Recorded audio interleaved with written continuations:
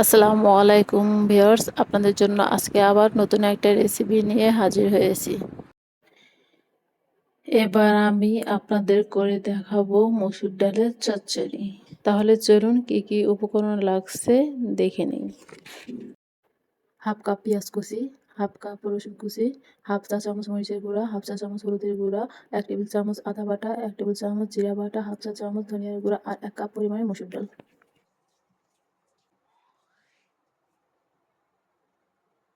এখন আমি একটা বাটিতে নিয়ে নিব সামান্য পরিমাণের পানি। এখন আমি দিয়ে দিব হাফ চা চামচ পরিমাণে আদা বাটা, হাফ চা চামচ পরিমাণে জিরা বাটা, হাফ চা চামচ পরিমাণে মরিচের গুঁড়া, হাফ চা চামচ পরিমাণে হলুদের গুঁড়া এবং হাফ চা চামচ পরিমাণে ধনিয়ার গুঁড়া। সবগুলো মশলা দেওয়ার পরে একটা চামচের সাহায্যে মিক্স করে নিব। মিক্স করা হয়ে গেছে, এখন আমি এই বাটিটি রেখে দিব এক সাইডে। এখন একটা কড়াইয়ে হাফ কাপ পরিমাণের তেল গরম করে নিয়েছি। তেলটা গরম হয়ে এলে এখানে আমি দিয়ে দিয়েছি হাফ কাপ পরিমাণের পেঁয়াজ কুচি আর 1 টেবিল চামচ পরিমাণের রসুন কুচি আর দিয়ে দিব 3টা তেজপাতা। সবগুলোর উপকরণ এখন আমি নেড়ে চেড়ে একটু ফ্রাই করে নেব রসুন পেঁয়াজগুলো লাল না হওয়া পর্যন্ত। এভাবে নেড়ে চেড়ে নেওয়ার পরে দেখা যায় পেঁয়াজ আর রসুনগুলো লাল হয়ে এসেছে।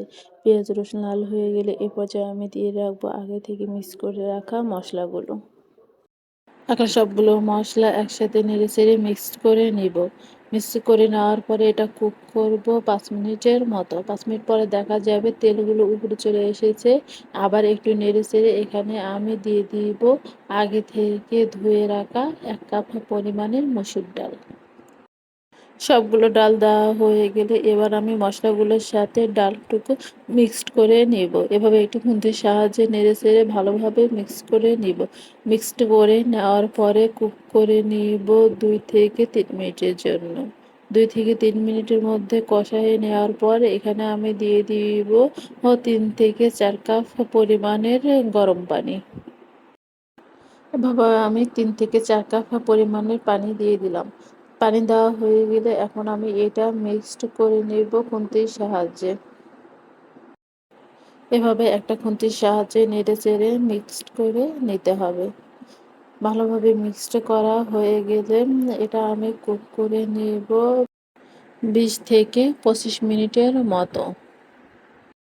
ডালটুকু একটু গরম হয়ে এলে এখানে আমি দিয়ে দিব হাফ চা চামচ পরিমাণের গোলমরিচের গুঁড়া। গোলমরিচের গুঁড়ো দেওয়ার পর এটা আমি মিক্সড করে নেব।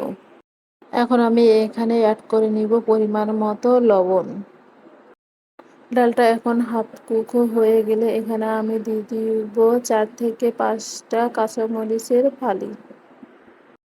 এখন আমি ভালোভাবে একটা খুন্তির সাহায্যে মরিচগুলো মিক্স করে নেব। মিক্স করা হয়ে গেলে এটা আমি আবার কুক করে নিব 10 মিনিটের মতো।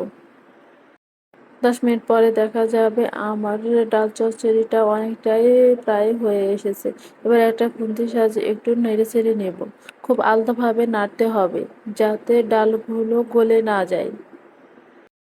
এখন আমি আবার কুক করে নেব 2 থেকে 3 মিনিটের জন্য। 2 থেকে 3 মিনিট পরে এসে দেখা যাবে ডালটা আমার আরও অনেকটাই হয়ে গিয়েছে। ডাল হয়ে গেছে, এবার আমি এটা পরিবেশন করে নেব।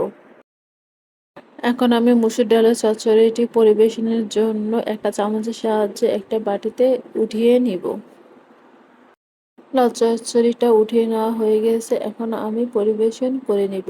আপনারা দেখতেই পাচ্ছেন অনেক মজাদার সুন্দর একটি ডাল চচ্চড়ির রেসিপি হয়ে গিয়েছে। আপনারা বাসায় এই চচ্চড়িটি ট্রাই করতে পারেন।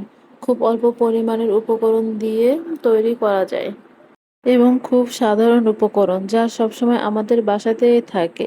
ভালো লাগলে রেসিপিটি শেয়ার করবেন। আল্লাহ হাফেজ, আবার আসবো নতুন কোনো রেসিপি নিয়ে।